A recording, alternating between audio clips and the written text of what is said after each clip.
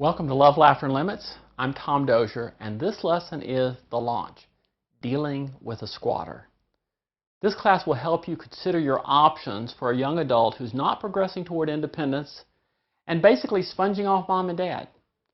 This class is for the parent who think their child cannot reasonably make it on their own, or you're not willing to risk having them move out because that would be of the pain and worry that you would experience. And so you want to first start by trying something less severe and getting the child moving and becoming independent and self-sufficient. So I'm going to restate our expectation for young adults, right? We expect a young adult to be independent and self-sufficient, or to be actively gaining skills to become independent and self-sufficient. So the kids we're going to be talking about in this class, maybe they said they were going to go to college, but they dropped out, and so now they're sponging off of you. They had a job and they lost it, and they're just not, even if say they're out looking for work, they're not working and they're not paying their share of the expenses. So the expectation for the child at home is that the child is responsible for his own support. He buys his own clothes, spending money, acquires his own transportation. The child should be paying for their cost of the family expenses. The child shares a reasonable responsibility for the care and upkeep of the home. They should be pleasant to live with and pleasant to be around. And once again, they should be paying their share of the expenses unless they're actively gaining skills to become independent and self-sufficient. So who's a squatter? Well, it's the kid who's sponging off of you, his parents. They're 18 and out of high school, not progressing toward independent living, not progressing toward financial self-sufficiency. They're not paying a fair share of the rent, utilities, and food. They're going to be unemployed or underemployed. And they'll often compromise the general quality of your home. They may smell bad, they may be behaving badly, and they may be bringing unpleasant things into your home. But you're not quite ready to require them to move out. We want to take action in this situation because we're trying to avoid that learned helplessness, where the child learns that no matter what he does, the things he wants or needs keep coming. And once again, he becomes either satisfied to be helpless or convinced that it's really beyond his control. The child isn't working and isn't paying their share, yet they're still eating and having a place to stay. They're staying up late nights watching TV, sleeping in all day. You know, they've got the basic necessities of life without meeting your expectation of them to really pay for them. So they're sponging off of you. Now, there's a couple of points I want to make here about behavior and expectations. One of the basic laws of human behavior is that past behavior is the best predictor of future behavior. So the things that your child has done for the last month is probably the things that he's going to do going forward. It's been said that insanity is doing things the same way that you've always done them, and at the same time expecting different results. So in this case, I'm going to ask you to avoid insanity and consider doing something different. Now, if a child has depressed behavior, if they're dealing with depression, you want to seek medical help. Same thing with bipolar if they're up and down. But sometimes these kids have been nagged and pushed and coerced so much that the problem with coercion and with criticism is that it tends to have a depressing, reducing effect on the behavior. And you may have kids that are just, I have a mom with a young adult child who was just staying at home, doing virtually nothing except surviving, just looking at things on the internet, killing time, reading books. And if it's part of your making, if the situation has brought on this reduced behavior due to your complaining or your spouse's complaining and nagging and criticizing, then you may want to start by trying to increase the behavior. And to do that, you want to use positive means. Grandma's law, positive reinforcement, making the doing of the behavior easier or more engaging, but you want to try to get them moving in the right direction. And this isn't really the dealing with squatters, but it could be the first step, because it could get the child back on the course so that they are making progress and you can see the progress. You know, you want to have positive interactions with your child, even if they're a squatter. You want to work on the love and the laughter, and I realize this can be very difficult with some of these kids, but you want to, that relationship is meaningful and is important.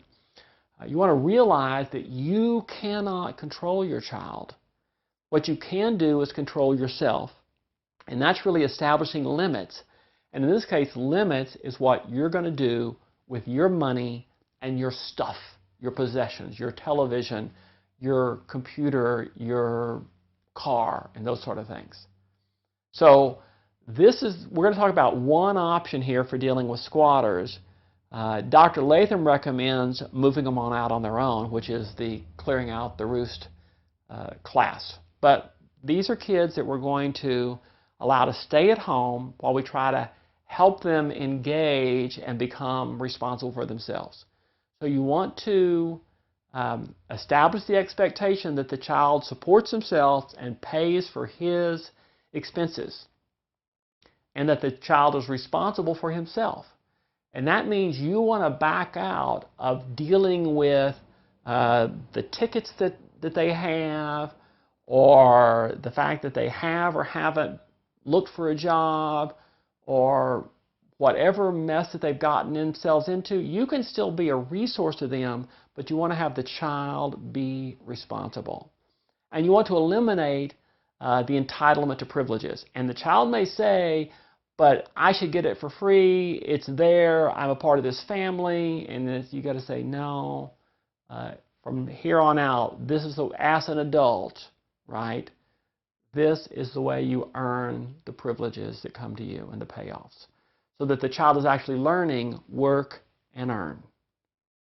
And you want to work at make living at home cost as much as living away. If our goal is to help the child to become independent and self-sufficient, then if they're paying as much to live at home as they could away off on their own, even maybe in shared housing with some friends, then they're likely to make that transition, which would be good for them. So what are the privileges that you have to deal with here at home? What are the goodies that your child would want? Well, there's the cell phone, there's the use of the car, having friends come over, including food for the friends. Key privileges. That means being able to come and go as they please. Privacy. A lock on their door, which I don't think a young adult should really have. Not if they're not demonstrating responsible behavior because of the things that they can bring in and have behind that locked door. Or even a door on their room. Being able to sleep at home, and maybe there's other things that the child wants. Some favorite foods, gas money, clothes items. I had one family that was very important to the kid to be able to use the gym membership. Whatever you might have that you're providing, or things that you can use to set up this work and then earn, meet the expectation of paying your share of the expenses, and then enjoy these certain things. So you want to decide how much it costs to be self-sufficient, and if you'll look at the class that I gave on motivation for college, I talked about the breakdown of that. But in that example, it was $30 a day, $200 a week, or $790 a month. And by the way, $30 a day times 30 days is $900 a month, which is the way it should be, that they should be paying a little more on a daily basis than they would if they paid it on a weekly basis or on a monthly basis. Now, there's other ways other than just the money that they can pay for the service. They can do babysitting, child care of a family member. There is chores around the house that they can do, but there's an expectation that they do something to earn the privilege that they enjoy. And then you want to look at saying, can I ramp this up? Do I need to ramp this up so that I'm getting closer to what the child is paying, or so that the child is behaving as expected for the payoff that's coming? But what we're trying to do is require a certain level of effort and a payoff that the child enjoys, right? That they pay their daily rent, whether that be money or labor, and that they enjoy privileges that come from that. And you want to sit down with your child and go through this expectation. You want to be positive and brief. You want to talk about the expectation and the payoff. And then you want to have, if at all possible, you want to say, just humor me. Let's make sure we're clear on this. What is it that I expect? And what happens when you do and do not meet that expectation? Now, if the rent is not paid, then you want to limit the privileges. And what are the privileges that your child enjoys the most?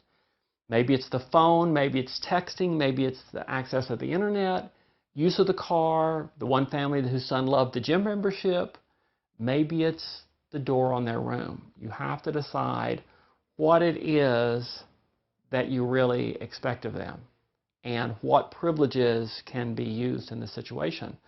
But one of the things that I would encourage you to consider is that if your child is not paying or providing the labor for what is expected, and once again, you can be ramping this thing up so that the child starts at a level that's more palatable and the amount is going up, but basically, instead of having a home, they're going to have a homeless shelter.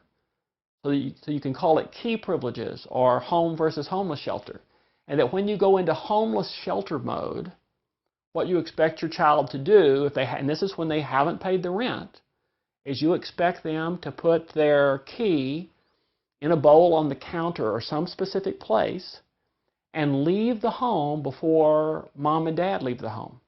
And then stay away all day until the time that you set, which is an acceptable return, which maybe if you're getting home at 5:30, they can come home between 6 and 10, and at 10 o'clock, you're going to lock the door and lock up the house, and if they're not in, they're not in.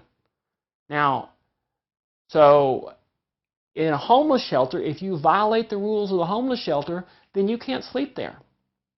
And you can have this same expectation with your child, that if you haven't paid the rent and you don't leave in the morning before mom and dad, if you sleep in, then we expect you to sleep somewhere else that night. And the next day, we can try it again. Now, if this seems too harsh or difficult, right, I would encourage you to go back and review the lesson on love and laughter and limits. Because it's very important that your child learns to be independent and self-sufficient. Between 18 and 26, the child is either learning to be independent or helpless. And we really need to help these kids get on the path where they're having some consequence, positive and negative, based on the fact they pay, they enjoy, they don't pay, they don't enjoy, and they have to deal with it. You could even go to the point where you're just going to keep their stuff for them. But this is really tough for parents. You know, I think this contingency of you pay, you can sleep in or do what you want, you don't pay, you're living at a homeless shelter, is something that's worth trying with most kids. And it depends on how the kid's going to react. But you want to also look at other goodies that you're providing. I had a family who had a place they called the man cave. And here was a kid who was in his early 20s. He was floundering in school, not paying any significant amount of rent. And he had, the garage had been converted into this rumpus room with a big screen TV, and he could have all of his friends over. And it was great. It was just a cushy play life that was disconnected from reality. So you need to look at what you're providing, and if the child is not paying his share of the expenses, then you need to provide as little as possible. So thank you for watching the launch, Dealing with a Squatter. If you've watched this lesson, then you probably are experiencing a very difficult situation. I know this is painful. Right now, there probably isn't much laughter and love in the home, and there aren't a lot of bubbly, happy feelings that you enjoy as being a parent. But our goal as parents is to get past these tough situations and to a point where we can again experience joy in parenting and in grandparenting. I'm Tom Dozier, wishing you the ability and the strength to exercise the love and limits that you need to at this time to help your child make the difficult transition from dependent child to independent adult. Thank you.